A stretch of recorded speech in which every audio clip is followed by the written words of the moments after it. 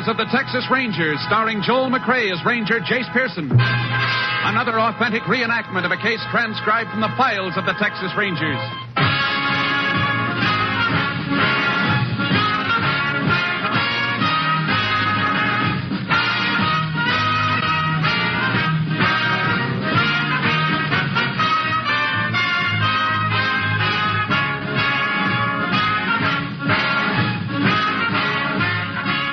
Names, dates, and places in the following story are fictitious for obvious reasons.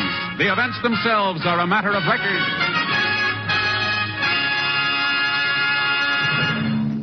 Before we bring you today's story of the Texas Rangers, let's talk a moment with Phil Harris and Alice Faye during a break in the rehearsal for today's Phil Harris-Alice Faye show. Thank you, Bill Foreman. You know, folks, I welcome this opportunity to talk with you about the great lineup of stellar entertainment in store for you this evening right here on NBC. Right after Tales of the Texas Rangers, Tallulah Bankhead will bring you all of her darling guest stars on the big show. And I know that she has some of your favorite entertainers with her today, and I hope you'll listen to the big show. And then, right after Tallulah and her guests, it's time for my show. The show... Our show. You could be right. Our show, the Phil Harris-Alice Faye show with Frankie Remley, Brother William, Julius Abruzio, and little Alice and Phyllis. And don't forget the Theater Guild on the air, Phil. That's right. Immediately following our show, you'll hear your favorite stars of Hollywood and Broadway in great plays on Theater Guild on the air. So we hope you'll stay tuned right here to NBC. Thank you, Phil Harris and Alice Faye. And now, here's today's adventure of the Tales of the Texas Rangers.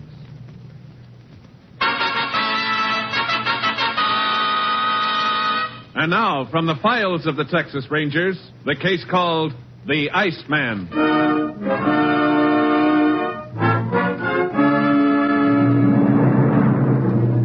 It is 3 a.m. on September 17th, 1948. In a farmhouse 9 miles north of Raynor, Texas, Helen Dreyer wakes from a sound sleep, raises herself on her elbow, and listens for a moment. Then she leans across and taps her husband urgently on the shoulder. Wake up. All right, I'll get up. What's the matter? Somebody downstairs. I don't hear nothing. Listen, he's in the kitchen. Yeah, I hear it now. I'm going down there. No. I can't let him go. You get hurt. Honey, please call the sheriff. Don't take any chances, please. Oh, well, maybe you're right. Where the dickens is that phone? Oh, here it is. Operator, get me the sheriff, quick.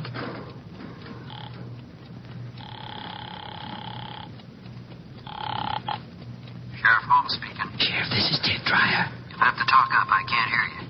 There's a burglar in my house. Who'd you say this was? Ted Dreyer, Farm Road 22. The man's down in my kitchen. Well, I'll get out there right away. He's coming along the hall toward the stairs. I think he's heading upstairs, Sheriff. Don't try to stop him. I'll get there as quick as I can. Dad, he's coming up here. Yeah. What do? Oh, Dad, I'm so scared. Pretend you're sleeping, honey. Whatever happens, don't move. You're not gonna... No. Honey, quiet.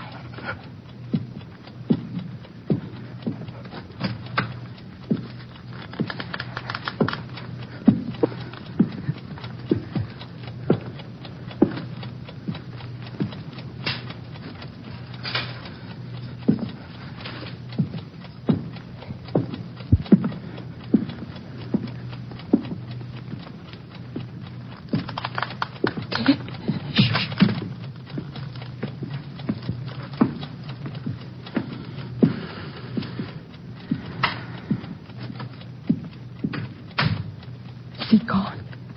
Yeah, honey. He's gone. Did you see what it looked like? No. It was too dark.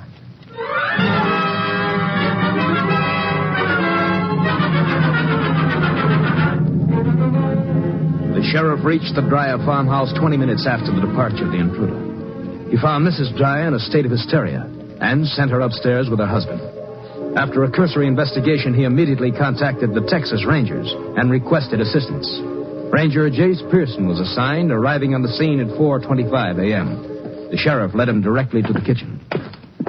Hey, you see what I mean, Jace? Yeah, I'm glad you called us, Sheriff. Looks like it might be the one we've been after a long time. I kind of figured it was. Way he broke into the kitchen and raided the icebox first. I can't get over that. Eating the family's food before he tackles a job. He's pretty cool. It's one of the things that's made him so hard to catch. Let's see if he's left another one of his trademarks. You looking for anything special, Jace? I've found it. What is it? Method he uses to trip the latch on the screen door. Pushes an ice pick through the screen. Does he always carry that ice pick with him? As far as we know, he does. Cap Stinson over at headquarters calls him the Iceman. Well, Iceman or no, I sure don't relish having him in my county. Afraid you'll have him around town for one more night anyhow. Why would make you say that? It's part of his M.O. Always hits 2 nights in a row in the same area. Pick's house is pretty far from town, and the second place is always on the opposite side of town from the one he worked the night before. Shouldn't be hard to nab him then. That's what we've thought for over a year now. We even know a couple of other interesting things about him. He never enters a house where there's a dog, and he wears gloves on the job. And even knowing this, we haven't been able to catch him. So you haven't been getting any fingerprints on him then, huh? No. I sure wish somebody'd at least get a look at him. We've learned a lot about him since he's been operating, but we still don't have any idea what he looks like. Well, maybe the Dryers can tell us something. She ought to be feeling better by now. Just a second. What's this on the floor? You have a piece of paper handy I can use to sweep some of it up? Well, here's a sheet out of my notebook. That'd do the trick. Thanks. Yeah, I thought so. What is it, Jake? Here, smell it. I'd say it was snuff. So would I. Mr. Dryer use it? Nope. Ted smokes cigars. It looks like we've just discovered another one of the Iceman's habits. And every time we do, we get just a little bit closer to catching him. I sure hope you're right. Let's go up and see if the Dryers can tell us anything. Miss Dryer was right jumpy when I got here. Not much wonder either. She was the one first heard him moving around in the kitchen. How much money to get here? Over $80. Ted had just been to the bank. All right, if the ranger and me come in? Sure, come on in, Sheriff. Find anything to help you? Well, we think so. How you feeling now, Miss Dryer? Oh, I'm still a little shaky. I don't think I'll ever sleep again tonight. The way he came right into this room. Now, honey, it's all over. I know, but I'm still so scared. Sure. Don't you and the sheriff want to sit down, Ranger? No, thanks. We'll just be a few minutes more. Well, I've been thinking since it happened, maybe I did wrong not trying to stop him. You're lucky you didn't, Mr. Dryer. A couple of people have tried. He's pretty handy with an ice pick he carries. Has he killed anybody? No, but he's come close. When he gets cornered, he's like a weasel. You seem to know a lot about this fella. We never laid eyes on him. Well, then how That's not hard, Ted. Our man's been operating for over a year in different parts of Texas, and the ranger's got a good idea of his M.O. M.O.? Modus operandi. It's the pattern habitual criminals follow on a job. Almost like a signature. But what we really need is some description of the man himself. I wish we could help you, but it was right dark in our room, and he didn't use a flashlight. Well, I saw his shadow when he crossed in front of the window. So did I, honey, but that's not what the ranger wants. We appreciate you trying anyhow. What do you figure we ought to do next, Jake? Be light in a few minutes. We'll see if there are any tracks to follow outside. We won't stand much chance of catching up with him this late. I know, but we might get a line on something almost as important. The direction he took when he left here.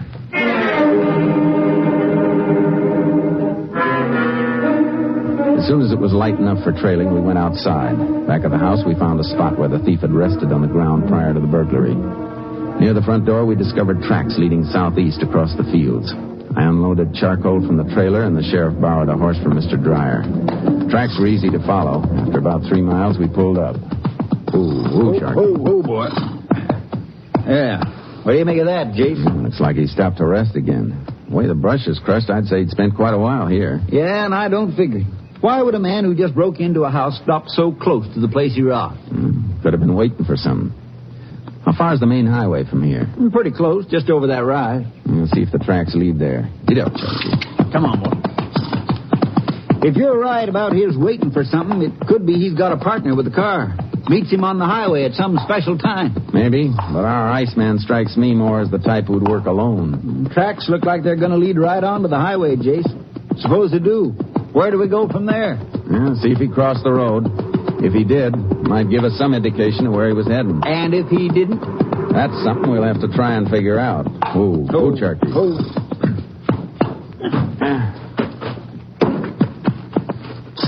Yeah, the tracks stop at the highway, all right. Take a look over here. Well, Jace, it's a snuff box. Looks like it's been run over by a car. Or something heavier. Sheriff, we just might have the answer to one of the biggest problems about our man. What's that? Transportation. How he gets back into town after a job. I don't follow you, Jace. Come on back here.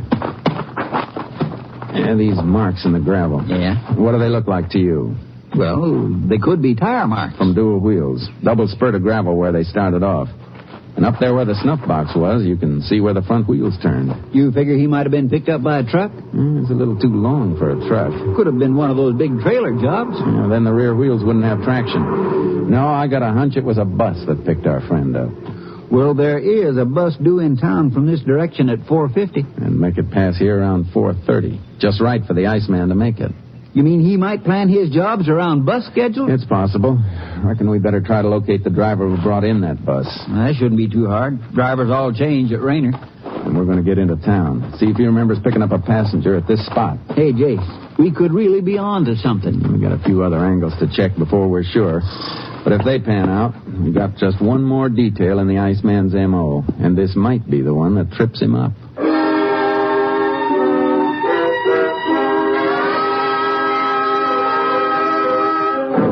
We reached the Continental Trailways bus depot at 8 that morning and located the driver who had brought in the 4:50 bus.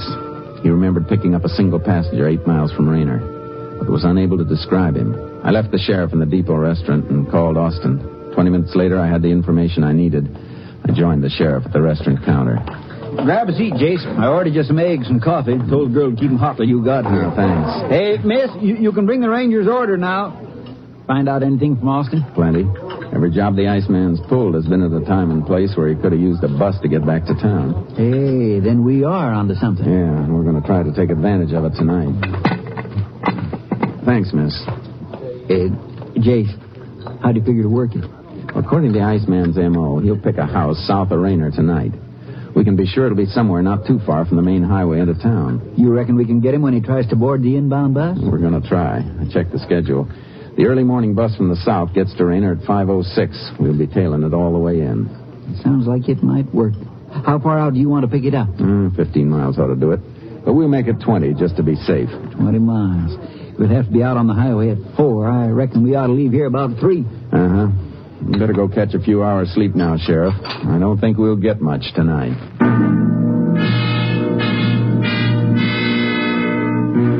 At 3 the next morning, the sheriff and I drove south on the highway out of Rainer. It was still dark when we picked up the inbound bus at 4:17 a.m. We tailed it for 5 miles without seeing anyone. 10 miles from town and still no results. At the 7-mile mark, the sheriff leaned forward in his seat. Hey, Jace. Yeah? Can you get a little further over to the right? You think you see somebody? I'm not sure. How about now? Yeah, that's better. Yeah, up at the top of the next hill. The bus headlights just caught him standing at the side of the road there. Hold on, Sheriff. We're going around the bus. Then we're going to roll.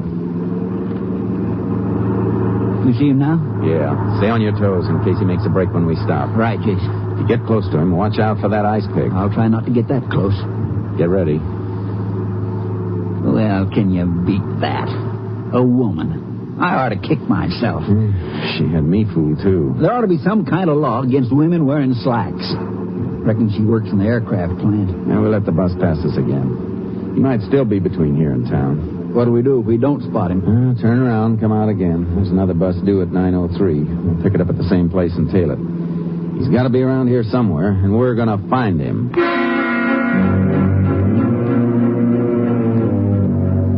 The bus we were following picked up no more passengers on the way to town. We repeated the procedure with a 9:03 bus. Still no results. A little before 10 that morning, the sheriff and I walked into his office. I swear I don't understand it, Jace. I just don't understand it. How come he didn't show up? It beats me, Sheriff. For a year or more, a man operates a certain way. Picks off 2 houses and 2 consecutive nights. I don't know. Maybe I was all wrong about that bus routine. No, I don't think so. Once you figure his pattern, it's laid out too clear. Couldn't be only coincidence about his robbing houses near the main highway just an hour or so before a bus passes. I guess not. But if taking a bus into town is part of his M.O., where was he? No robbery reported last night. Could be he decided to lay low for a night or 2. That doesn't figure either. He wasn't scared the night before. Made an $80 haul from the dryers and never even knew they were awake. Yeah. Looks like he might have cleared out. What are your plans now, Jace? I reckon I better start back to headquarters. Cap says he's got enough work lined up to keep me busy a month. Well, I'm sure sorry it didn't pan out. I Sort of had my heart set on helping to haul in that little weasel. Well, keep in touch with us, Sheriff. If you hear anything, give us a yell. I sure will, Jason. Thanks for everything. So long, Sheriff. Sheriff home. Yeah? What? Yeah, wait a minute. Jace! Oh, Jace! You call me, Sheriff? Yeah, come here. All right, now give me that again. I see. Sure. Okay, we'll handle it. So long. What's up? Reckon Cap Stinson will have to get along without you for another day. I don't think you'll want to leave now, anyhow. Why not? Our man did hit last night. Robbed an old fellow named Earl Sweezy, 10 miles south of town. Well, I guess I was wrong about that bus routine after all. Maybe. But I got an idea last night with something new for your ice man. He stole the old man's car, used it for his getaway. I wonder what made him break his M.O. like that. I reckon he had to get away fast. How do you mean? He stabbed old man Sweezy with his ice pick.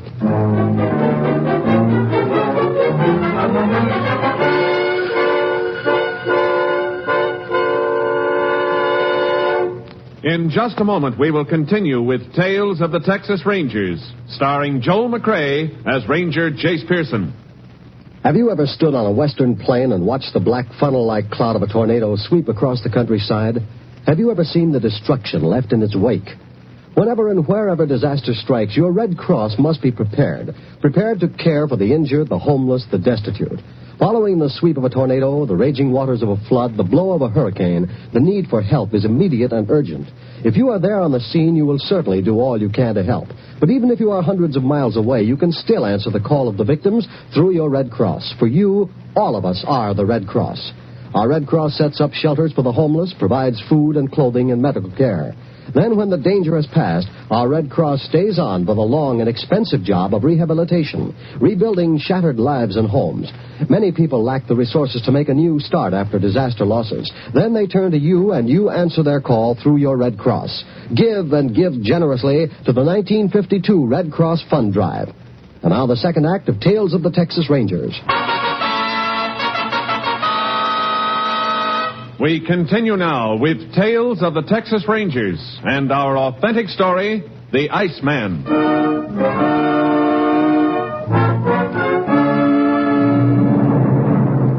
We left immediately for Earl Sweezy's farmhouse. On the way, the sheriff told me as much of the story as he'd heard over the phone. The old man had surprised the intruder and struggled with him before he was stabbed twice in the shoulder. When we pulled up to the house, the doctor was just leaving. He informed us that Mr. Sweezy was not badly hurt and was waiting for us. Well, Sheriff, come in. You too, Ranger. Thanks, Mr. Sweezy. Hey, Earl, you shouldn't be walking around with that bad shoulder. Now, Sheriff, don't you be talking like that, Doctor. Telling me to stay in bed. I'd be bored to death staying in bed. The doc said you did lose some blood. And I've got a lot more. Takes more than an ice pick to be letting all the blood out of old Earl Sweezy. We'd like to ask you a few questions about what happened last night. And I expect you'll be wanting to hear the whole thing just the way it occurred. Now, come into the kitchen with me. I want to show you just the way things was when I surprised this we can stay right here for now, Mr. Sweezy. I think you'd be more comfortable. Now, don't be spoiling the excitement for me, Ranger. I've been looking forward to telling you about this ever since you let me know you was on your way out. Will you be coming with me? You fought with the burglar in the kitchen? That I did. I was up in my bed, sleeping sound as you please, when I heard the rattling and shuffling down here. What time was this, Mr. Sweezy? Now, I wouldn't be knowing exactly, Ranger, but I had a feeling it was sometime after, 3 or 4 o'clock. Here we are. Now, I've left everything the way it was, except that I've cleaned up the little bit of blood there was on the floor there. Hey, you put up quite a fight at that, didn't you, Earl? I'm proud to say I did. And if it hadn't been for that ice pick he was so fond of wielding, it'd have been a different story altogether. What happened after you heard him down here, Mr. Sweezy? Yes, well, I come down the stairs easy like. And when I got to the kitchen door, what do you suppose I seen this fella doing? He was probably eating. Somebody already told you about it. No, Mr. Sweezy. That's the way this man operates. Breaks into a house, eats, and then takes whatever money he can find. Is that so now? Well, I'll be quick about telling you the rest, Ranger. I could just make out this fella sitting at the table eating. I give a good run and a jump, and before you know it, we was fighting like two wild cats, and then he put this ice pick in my shoulder. Next thing I remember, I come to, and it was bright daylight. I got up and I made it over to Hank Lauer's farm. Don't you have a phone here, Earl? Never felt the need of one till now, Sheriff. Did you get a look at the man while you were fighting? Well, now, Ranger, that's hard to say. I seen him and I didn't, what with it being so dark and all. Well, could you describe him? Well, the most I could say is about the size of him. He was about my height, and Quick. Oh, he was quick as a scared rat.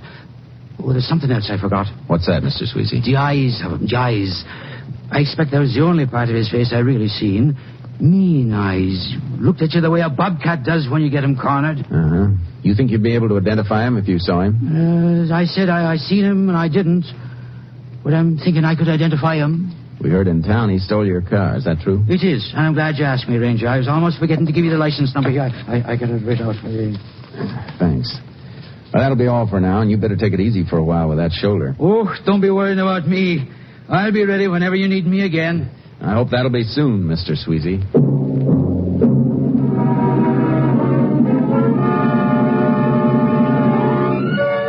We put out a tracer on Mr. Sweezy's car. Around noon of the third day, the car was found covered with brush off a small dirt road near Route 190. We were checking the area when I received a radio call. KTXA to Unit 10. Unit 10 to KTXA. Go ahead, KTXA. Iceman has been located through the standard MO check in town of Delaney. Reported breaking and entering during early hours this morning. Delaney, that's 50 miles north of here. 10-4. Does KTXA know exact location of crime with reference to center of Delaney? House belongs to a Brian Edwards. Location 12 miles east of town. 10-4. This unit will proceed immediately to Delaney. Unit 10, clear. 10-4. KTXA Austin. He's already hit east of town. Should be west for his second strike. Want to tail a bus again tonight, Sheriff? If it means another crack at this Iceman, you just try and stop me. Let's get rolling, Jace.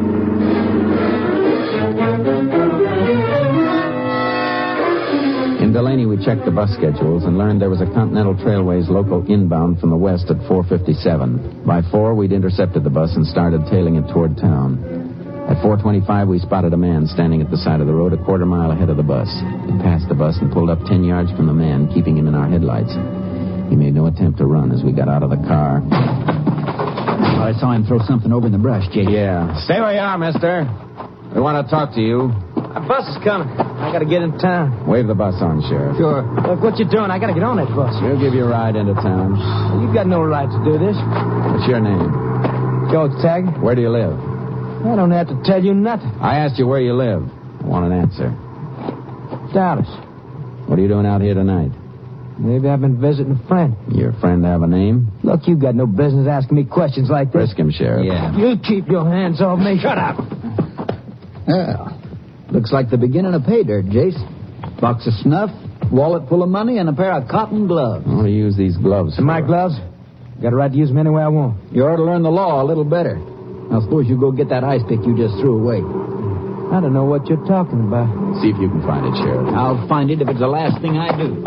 Now, look, how long are you going to stand out here asking me questions? Until we're finished? Where were you tonight? Told you before. Visiting a friend. Who? Maybe I can't tell you. Maybe she got a husband. Jace? Find it? Yeah. Sharp and shiny. Here. How many houses you break into with this, Taggart? I never saw that before. I don't think I'd claim it either if I'd stabbed as many people with it as you have. You wasting your time. You promised me a ride into town. Am I going to get it? Yeah, but not to the town you think. You're going to get a ride a long way back to a town called Raynor. We arrived in Raynor around 10 that morning. We locked Taggart in the county jail and contacted Mr. Sweezy. We told him we wanted him to make an identification and arranged to have a special show-up in the cell block. Taggart and 5 other men were to be presented to him in the hope that he could identify the man who'd entered his house. Come on in. Got the 6 of them over there in one cell. Fine. This will be far enough, Mr. Sweezy. Wait here while the sheriff brings the men out. Yeah, I'll have them out for you in a second. Ranger, if I'm not able to identify this man, do you have enough on him to send him away anyhow? Maybe. But without identification, a good lawyer could get him off. All right. Ollie, come on out of there. Come on and stop talking. Now form a straight line in front of the cell. Get moving, all of you. We'll get a little closer now, Mr. Sweezy. Any of these men look familiar to you? I'm not able to say for certain, Ranger. Just take your time. That one. Start from the left. That might be him. You. No, the next man. Step out. How about it, Mr. Sweezy? Maybe if he was to talk. Anything special you want to hear him say? Maybe if he was to say, I'll get you. That's what he said when we was fighting. Let me hear you say, I'll get you. Look, what is this? Say it. I'll get you. Maybe if he was to whisper, that's the way he says when I heard him. Whisper those same words. I don't know how. You heard the ranger whisper. I'll get you. Mr. Sweezy? Ranger, I can't be sure. I just wouldn't want to be saying. Well, thanks anyhow. Sheriff? Look, wait a minute. What is it? I was just remembering, in the fight the other night, just before he put the ice pick in my shoulder, I had a hold of him, and I scratched the back of his neck. Are you sure? And wasn't I almost forgetting? If that's the man, he'll have the mark of my fingernails across the scruff of his neck. All right, you. Turn around. Look, what you trying to do? Turn around. You can't make me do nothing I don't want to do. Ranger, it is him. That look he got in his eyes just then, I'd know them eyes any place. It's him for sure. What, you dirty Gate! I'll kill him! Come on. Just get out of here! Let's get back in that cell. I said in the cell. You can't put me in it! I lock it, Sheriff. Yeah. I get out! Get out of here! Rat it all you want, Taggart. It's going to take more than an ice pick to get through that door.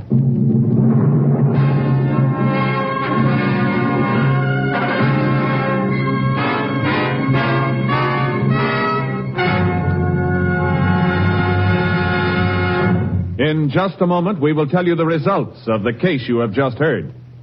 Hello, friends. This is Jack Parr. I'll be with you later this evening with the $64 question, but right now I'd like to remind you about some of the other great shows this evening on the NBC Radio Network.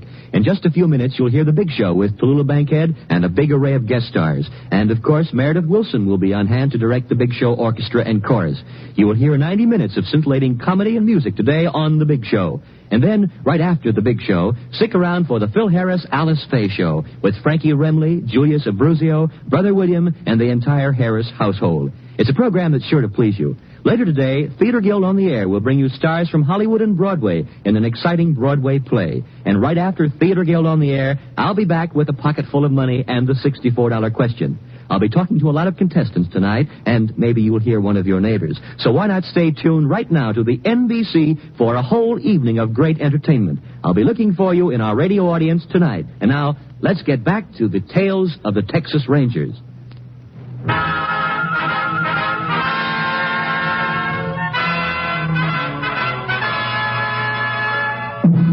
And now, here are the results of the case you have just heard. On November 17th, 1948, George Taggart was tried in the Rayner County Court on dual charges of felonious assault and burglary. He was convicted and sentenced to 23 years in Huntsville Penitentiary. Next week, Joel McCrea in another authentic reenactment of a case from the files of the Texas Rangers.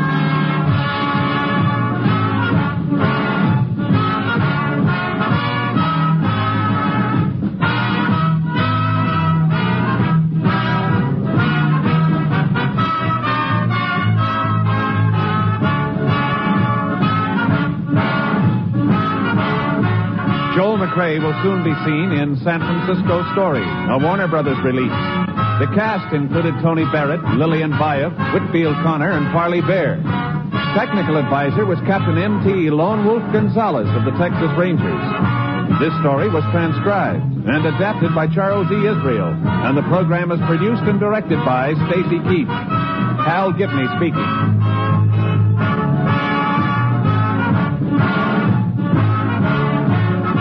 Next, The Big Show brings you 90 minutes of drama, comedy, and music on NBC.